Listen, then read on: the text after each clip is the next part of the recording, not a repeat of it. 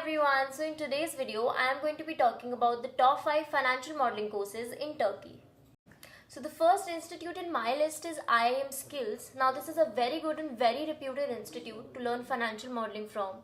Now the average duration of their course is about 4 months and the fees of the same is about $400 to $500, and they have very good faculty and they also provide you lifetime access to their resources, which means that once you enroll in the course, if anything changes during your lifetime, if any material changes in the course, you will still have access to it.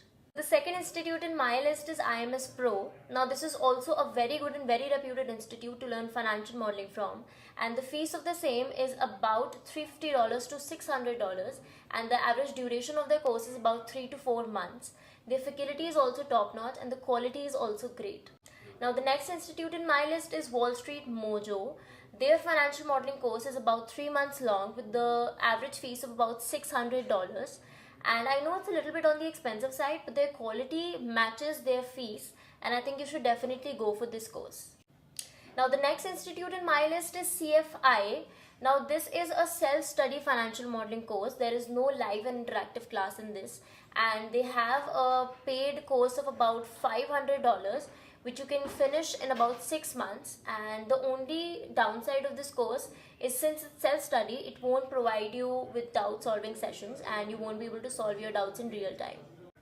Now the last but not the least institute in my list is Edu Pristine. Now this is a very prestigious and very renowned institute to learn financial modeling from, and the duration of their course is about 3 to 4 months along with the fees of about $400 to $600 depending on which kind of mode you choose and which level of classes you choose. And it's a very good institute, and I would advise everybody to take the demo sessions of 1 to 2 hours of every institute and then learn for yourself, then decide for yourself which institute you want to enroll yourself in depending on what trainer suits you, the teaching level, what kind of teaching method is good for you, and you should choose accordingly.